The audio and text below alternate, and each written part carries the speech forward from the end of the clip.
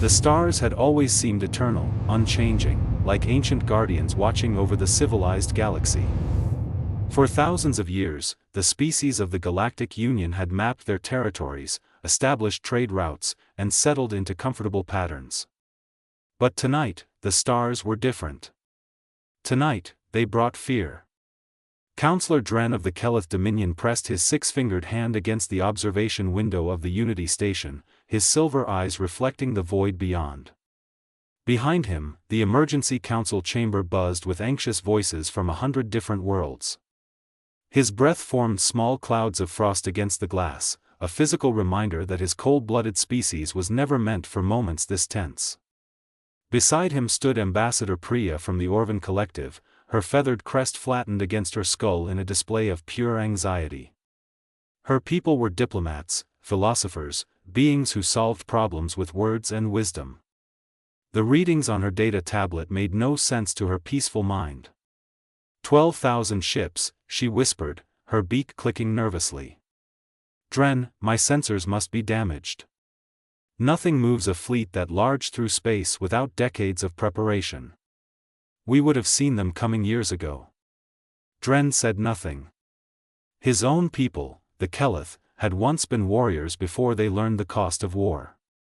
He understood military movements better than most in this chamber. And what he understood terrified him. The fleet had appeared suddenly, emerging from some kind of spatial distortion that their best scientists couldn't explain. One moment, empty space. The next, an armada that dwarfed anything the Union had ever assembled. General Torvak of the Bronthan Empire approached them, his massive frame making the floor vibrate with each step. His species were giants, 8 feet tall with stone-like skin that had evolved on a high-gravity world. They were the Union's military backbone, the protectors everyone relied on when peace failed. But even Torvak looked uncertain tonight. The perimeter defense grid is active, he rumbled, his deep voice carrying across the chamber. Every battle station from here to the outer rim is on alert. If they cross our boundary, we'll show them what happens when you threaten civilized space. Priya's crest rose slightly in alarm. General, we don't even know if they're hostile. We haven't received any threatening messages. We haven't received any messages at all, Torvak countered. They've ignored every communication attempt. Silence is often the prelude to violence. Dren finally turned from the window. Perhaps they simply don't speak our languages. First contact protocols exist for a reason. We should exhaust all peaceful options before we assume the worst. The argument was cut short by a sudden change in the chamber's lighting. The standard white illumination shifted to a deep amber, the color of caution. Every representative fell silent, turning toward the central holographic display. The station's chief of operations, a floating jellyfish-like being named Quillix, manipulated the controls with his neural interface. "They're moving," Quillix announced, his translated thoughts appearing as text alongside his image. "The entire fleet is advancing toward our space at 0.4 light speed. Current trajectory will bring them to our territorial marker in approximately 4 hours." The chamber erupted into chaos. Representatives began shouting in dozens of languages, their translation devices struggling to keep up. Some demanded immediate military action. Others pleaded for more time to establish communication. A few simply stared at the display in shocked silence. Counselor Dren, Quillix continued, cutting through the noise with amplified volume. "I'm detecting something unusual about their formation. It's not standard military positioning. What do you mean?" Dren asked, moving closer to the display. Military formations typically maximize defensive coverage and offensive capability. This formation is structured around protection and precision. It's almost ceremonial, like a parade rather than an invasion force. Torvak snorted. A parade of 12,000 warships. How comforting. The display zoomed in on individual vessels. Each ship was unique, ranging from sleek cruisers barely 100 meters long to massive carriers that stretched for kilometers. The designs didn't follow any recognizable pattern. Some were angular and geometric, others flowed with organic curves. Some gleamed with polished metal, while others seemed to absorb light, appearing as dark voids against the stars. Their technology signatures are all over the spectrum, Quillix added. I'm reading fusion drives, antimatter reactors, zero-point energy systems, and several power sources I can't even classify. It's like each ship was built by a different civilization. That's impossible, Priya said. No single species has access to that range of technology. Dren studied the display carefully, his analytical mind working through the puzzle. Where did you say this fleet originated? Show me their point of emergence. The display shifted, showing a three-dimensional map of the galaxy. A marker appeared near the edge, in a region labeled as unexplored space. The coordinates meant nothing to most species, but Dren had studied stellar cartography extensively. His heart sank as realization dawned. That's Sector 779, he said quietly. Near the Sol system. Several representatives exchanged confused glances. Priya tilted her head, her crest rising in curiosity. The Sol system? I don't recognize that designation. You wouldn't, Dren replied, pulling up archived data on his personal interface. It's a quarantine zone. Survey ships passed through that region about 900 years ago. They found a Class M world, third planet in the system. The dominant species hadn't achieved space flight yet. General Torvak crossed his massive arms. Then they can't possibly be the same species. No civilization advances from planetary bound to this level of technology in less than 1,000 years. It's evolutionarily impossible. Unless, Quillix interjected, they found a different path than we did. The counselor displayed an old survey image. A blue and green planet rotated slowly in the projection, continents and oceans clearly visible. Overlaid text identified the world as Earth, home to a species called humans. Additional images showed primitive cities, basic infrastructure, and crude rocket technology. The survey team classified them as technologically adolescent, Dren explained. They had discovered atomic energy but hadn't mastered fusion. Their space program had barely reached their own moon. According to standard development models, they shouldn't achieve interstellar capability for another 3,000 years at minimum. But here they are, Priya said softly. Her crest had flattened again, this time not from fear but from sheer disbelief. Torvak growled. It must be a trick. Perhaps they found ancient technology, or they conquered a more advanced species and stole their ships. Before anyone could respond, every communication system in the chamber activated simultaneously. The sound was overwhelming at first, a cacophony of voices speaking in hundreds of languages all at once. Then the translation matrices synchronized, and a single message emerged clear and strong. This is Fleet Commander Davos of the Human Expedition Force. We apologize for the alarming nature of our arrival. We mean no harm to any civilization or world. We come seeking dialogue with the galactic community. Our journey has been long, and we have much to share. We respectfully request an audience with your governing body at your earliest convenience. We will maintain our current position and await your response. Humanity extends its hand in friendship. The message ended, leaving the chamber in absolute silence. Dren looked at Priya, then at Torvak, then at the hundreds of representatives around them. Every face, regardless of species, showed the same expression. Utter confusion mixed with growing fear. Humans, Priya finally said. They call themselves humans. Quillix pulled up more data, his neural processes working faster than any biological brain. Genetic markers from the transmission matched the archived survey data. It's definitely the same species. But counselor, there's something else you need to see. What is it? I've been analyzing the fleet composition more carefully. The ships don't just use different technologies. They show different design philosophies, different engineering approaches, different fundamental assumptions about physics. It's as if each vessel represents a completely different branch of scientific development. Dren felt his blood run colder than usual. What are you suggesting? I'm suggesting that maybe we're not looking at one civilization that advanced quickly. We might be looking at dozens of civilizations, all human, each one that took a different path. The display zoomed back out, showing the massive fleet in its entirety. 12,000 ships, Quillix continued.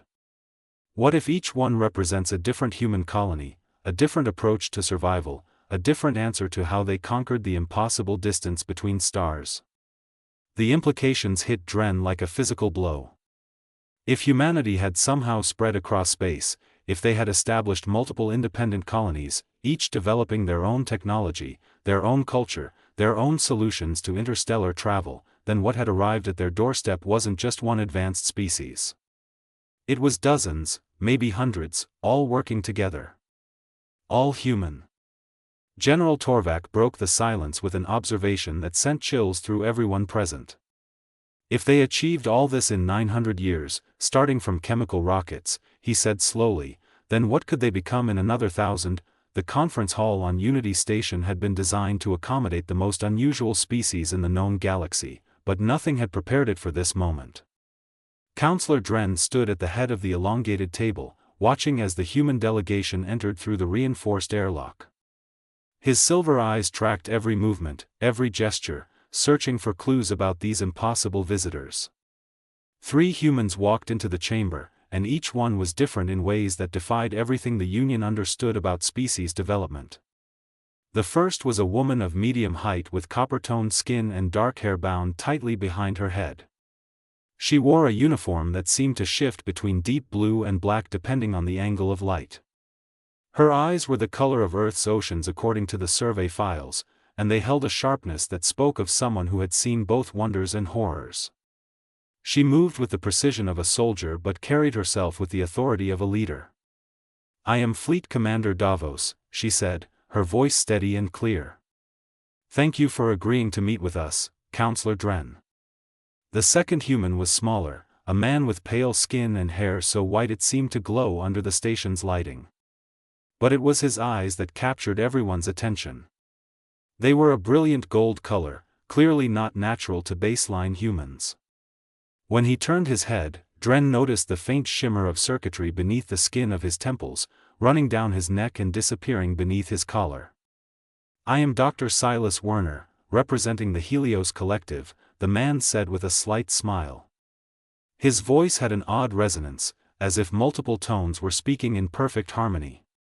"We apologize if our modifications seem unusual. Where we come from, adaptation was necessary for survival." The third human made Ambassador Priya gasp audibly. She was tall and willowy, with skin that possessed an almost translucent quality, her hair floated around her head as if underwater, defying gravity entirely. Most disturbing were her eyes, which had no visible pupils or irises. They were entirely silver, reflecting everything around her like polished mirrors. "My name is Nyx," she said simply. Her voice seemed to come from everywhere at once, resonating inside Dren's head rather than traveling through the air. "I speak for the Void Walkers. We exist between spaces now, neither fully here nor fully there. Please do not be alarmed by my appearance." General Torvak had positioned himself near the security controls, his massive frame tense and ready. Beside him, Priya clutched her data tablet, her feathered crest rising and falling with nervous energy. Around the chamber, 24 other representatives watched in fascinated silence. "Please, sit," Dren gestured to the chairs opposite him. "We have many questions, as I'm sure you understand." Commander Davos nodded and took her seat with fluid grace. The other 2 humans followed, though Dren noticed that Nyx didn't quite seem to make contact with the chair. She hovered just slightly above it, as if gravity was merely a suggestion for her. "Let me address the obvious concern first," Davos began. "Yes, we are human. Yes, we are the same species that your survey teams encountered 917 years ago. And yes, we were exactly as primitive as your records indicate. She activated a small device on her wrist, and a holographic projection filled the space above the table. Earth appeared, rotating slowly, looking exactly as it had in the archived files. When your survey ship visited our world, we were still children playing with fire, Davos continued. We had nuclear weapons but had not yet learned to harness fusion for peaceful purposes. We had reached our moon but had no permanent presence beyond our planet.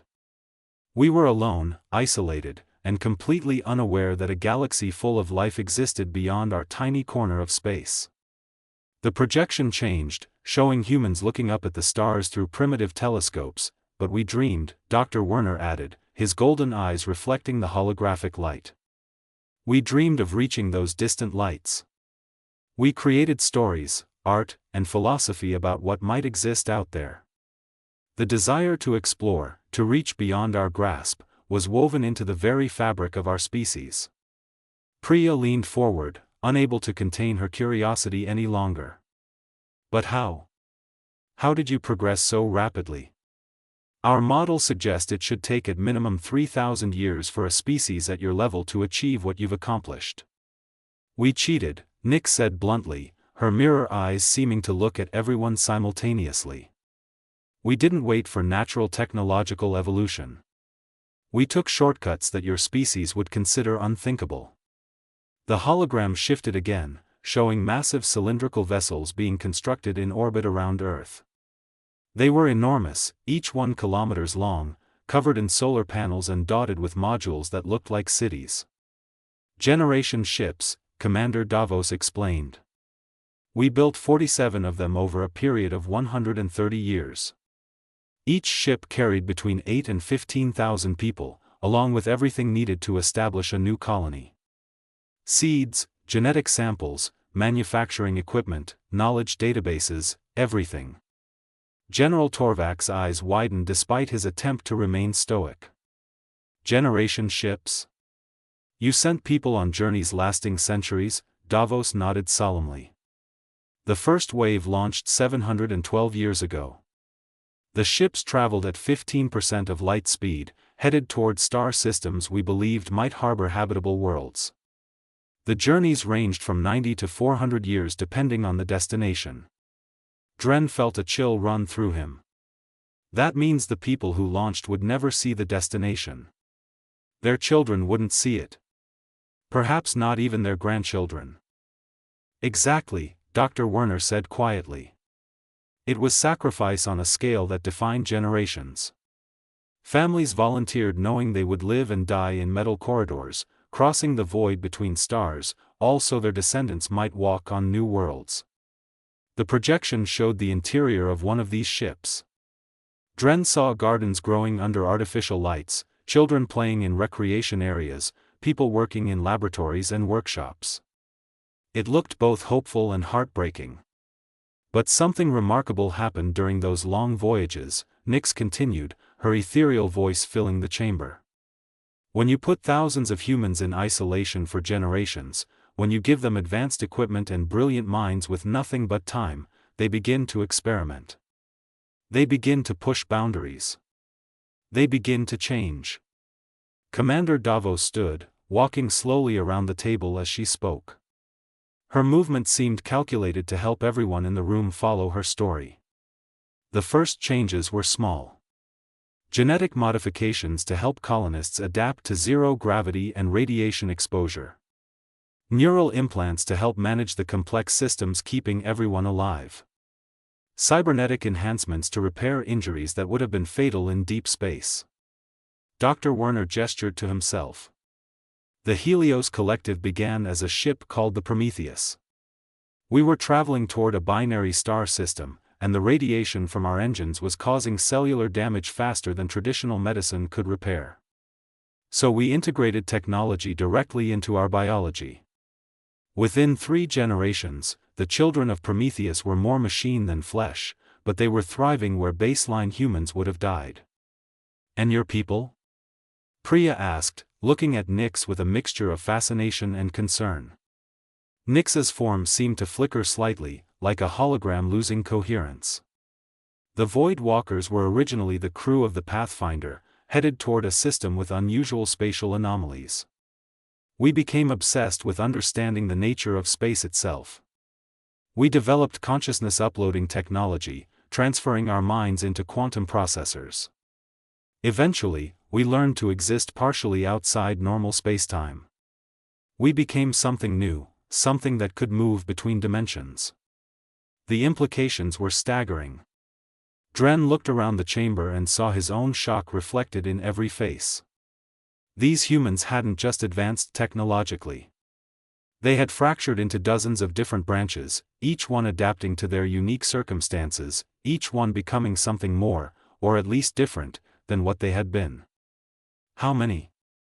Torvak asked, his voice rough with emotion. How many different human variants exist now?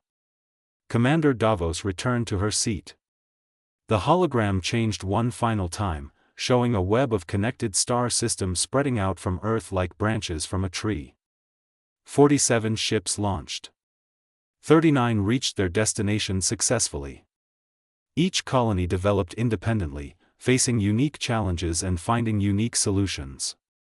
The hologram highlighted different systems in different colors. The Forge Masters adapted to a high-gravity world and became incredibly strong, their bones reinforced with metallic compounds. The Lumina evolved translucent skin to absorb energy directly from their sun. The synthesis merged with artificial intelligence, creating a hybrid consciousness. She paused, letting the information settle over the stunned representatives. Some colonies remained more traditional, Dr. Werner added. Others pushed the boundaries of what it means to be human. But we all remembered where we came from. We all kept records of Earth, of the Union, of the galaxy that existed beyond our isolated worlds. And when we finally developed the technology to communicate across those vast distances, Nix continued, we discovered something wonderful. Despite our differences, despite becoming separate civilizations with unique cultures and abilities, we were still fundamentally human. We still shared common values, common goals, common dreams. Priya's voice trembled when she spoke. So this fleet represents all of you? Every colony? Most of them, Davos confirmed. 32 different human civilizations, working together. Some of us developed faster-than-light travel through traditional means. Others found exotic solutions like the dimensional shifting the Void Walkers use. When we reconnected, we shared everything, every discovery, every innovation, every hard-won lesson. Dren finally found his voice. This is unprecedented. In the entire history of the Galactic Union, no species has ever diversified so rapidly while maintaining cooperation. Commander Davos met his gaze directly. Perhaps that's because no other species was forced to spread across the stars before they were ready. We didn't have the luxury of slow, steady development. We had to take desperate chances, make terrible sacrifices, and accept that we might fundamentally change who we were. But we survived. We grew. And now we're here. General Torvak leaned forward, his stone-like features grave. The question remains. Why? Why reveal yourselves now? Why bring a fleet of 12,000 ships to our doorstep? The three humans exchanged glances. When Commander Davos spoke again, her voice carried a weight that made everyone listen. Because isolation nearly destroyed us, and we won't let it destroy anyone else. The silence that followed Commander Davos's words felt heavy, like the air before a storm. Counselor Dren noticed how the lighting in the chamber seemed to dim slightly, or perhaps it was just the weight of anticipation pressing down on everyone present. He watched the three humans carefully, seeing something in their expressions that hadn't been there before. Vulnerability. Commander Davos stood again, but this time her military posture softened. She walked to the viewport, staring out at the stars beyond, and when she spoke, her voice carried a sadness that transcended species barriers. Let me tell you about the ship called Morning Star, she began. It was the seventh vessel to launch from Earth, carrying 12,000 souls toward a system we designated as Haven. The journey was supposed to take 240 years. They never made it. Dr. Werner's golden eyes dimmed slightly. Communication with Morning Star ceased after 83 years of travel. We don't know exactly what happened. Equipment failure, perhaps. A collision with debris traveling through the dark. Or maybe just the accumulated weight of isolation and despair. 12,000 people, gone. Generations of families who sacrificed everything, erased as if they never existed. Nix's form flickered more intensely, her silver eyes reflecting something that might have been tears. The Wanderer, the Destiny, the New Dawn. 6 ships total were lost. Over 70,000 people who trusted their leaders, who believed in the dream of reaching the stars, who died alone in the darkness between worlds. Priya's crest had flattened completely against her skull, her beak trembling. "I'm so sorry. We had no idea, how could you?" Commander Davos turned back to face them, and Dren saw genuine pain in her features. "You left us behind. You found us primitive and decided we weren't worth contact. And I understand why. Your protocols make sense. Species need to develop naturally, find their own path to the stars. But those protocols meant we faced the most terrifying challenge in our history completely alone." The hologram shifted, showing not the triumphant human colonies but something different. Dren saw images of ships struggling with failing systems, people working desperately to repair critical equipment, children being born in crisis situations, families making impossible choices about who would survive when resources ran low. "The generation that launched from Earth did so with hope," Dr. Werner continued, his harmonized voice cracking slightly. "But their children grew up surrounded by metal walls and recycled air.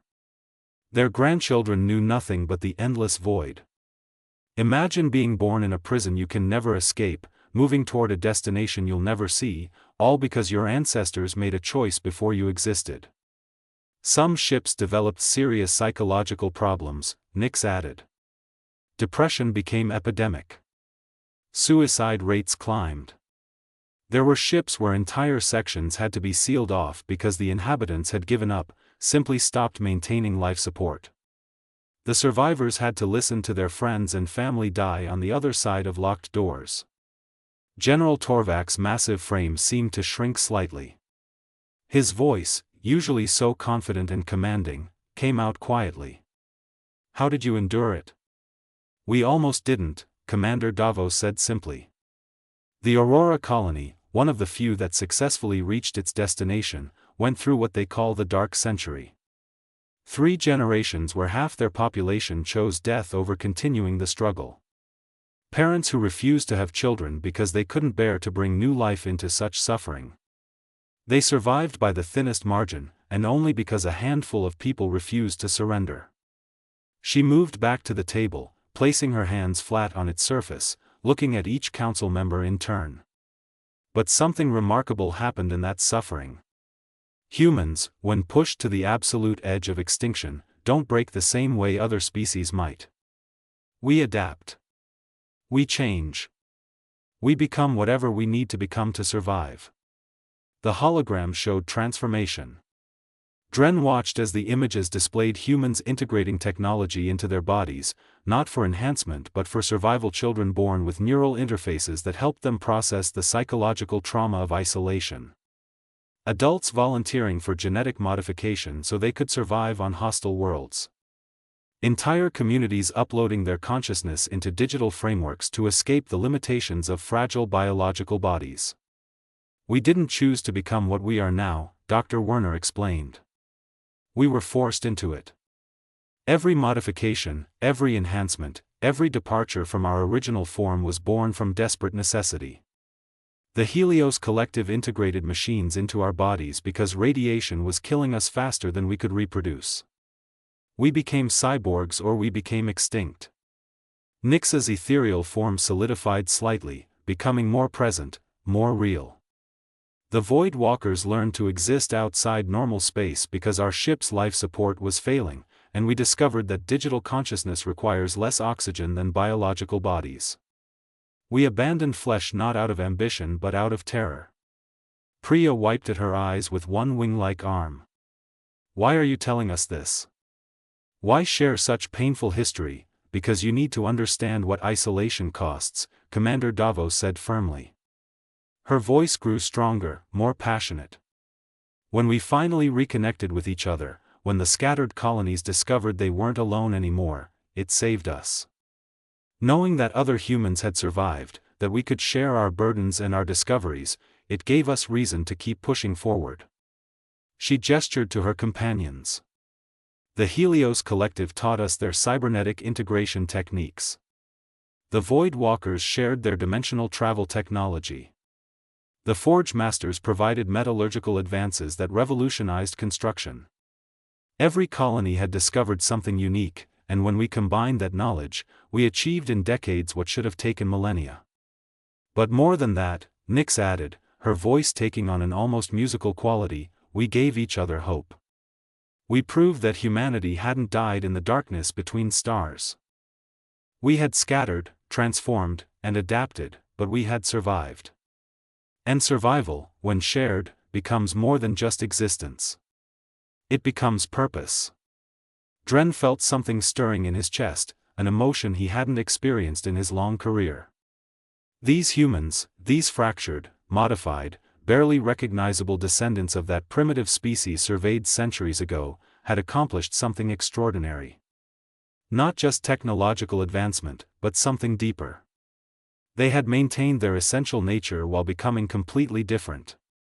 They had suffered beyond imagination but had used that suffering to grow stronger. Torvak stood slowly, his massive form moving to the viewport beside where Davos had stood. When he spoke, his voice carried respect Dren had rarely heard from the warrior species. We have a saying in the Bronthan Empire. Strength forged in fire burns brightest. I believe I finally understand what it truly means. Commander Davos joined him at the viewport. That's why we're here, General. We're not invading. We're not seeking to dominate or control. We're here because we learned the most important lesson that centuries of isolation could teach us. Nobody should face the darkness alone. Dr. Werner stood as well, his circuitry glowing softly beneath his skin. We've been monitoring galactic communications for the past 50 years. We know about the border conflicts in the Outer Rim. We know about the plague affecting the Quillen home worlds. We know about the resource shortages threatening the smaller colonies. You face challenges, and we have solutions. Not because we're superior, but because we've already survived similar crises. And in return, Nyx added, standing in her flickering, ethereal way, we hope to learn from you. The Union has maintained peace and cooperation for thousands of years. You've achieved stability we can only dream of. Our scattered colonies work together now, but we're still learning. We still carry the scars of our isolation. You could teach us so much. Priya approached the humans slowly, her movements careful and deliberate. She stopped in front of Commander Davos and did something that surprised everyone in the chamber. She bowed deeply, a gesture of profound respect in her culture. You came seeking friendship, the ambassador said softly, but you're offering far more than that. You're offering partnership born from hard-won wisdom. You're offering hope earned through suffering. Her crest rose fully, displaying vibrant colors. On behalf of the Orvan Collective, I welcome humanity to the galactic community. One by one, other representatives stood. Some approached to offer their own gestures of welcome. Others remained at the table but signaled their approval through species-specific customs. Even General Torvak, typically so suspicious of newcomers, placed one massive hand over his heart in the Bronthan salute of honored warriors. Counselor Dren remained seated, watching this historic moment unfold. He thought about the survey report from 900 years ago, about the primitive species playing with chemical rockets and splitting atoms. He thought about the protocols that had left them to develop alone. He wondered if those protocols had been wise or cruel, and realized the answer was probably both. Finally, he stood and approached Commander Davos. The human woman met his gaze with those ocean-blue eyes, and he saw in them the reflection of countless generations who had struggled, suffered, and ultimately triumphed. You asked why we left you alone, Dren said quietly. The protocols exist to protect developing species from being overwhelmed by more advanced civilizations. We believed we were acting with wisdom. Davos smiled, but it was a gentle smile, without accusation. You were. Your protocols make sense for most species. But perhaps humanity is different. Perhaps some species need challenge more than protection. Perhaps some souls grow strongest when forced to find their own light in the darkness. She extended her hand, a human gesture Dren had studied in the archived files. It was meant to signify trust, openness, peaceful intent. We don't ask you to change your protocols, Commander Davos continued. We ask only that you let us stand beside you now. Let us share what we've learned. Let us help carry the burdens that civilizations face. And perhaps, let us finally come home to the galactic family we never knew we had. Dren reached out with his six-fingered hand and clasped hers firmly. Around them, the chamber filled with sounds of approval from dozens of species, each one expressing joy in their own unique way. Welcome home, Dren said, and meant it with every fiber of his being.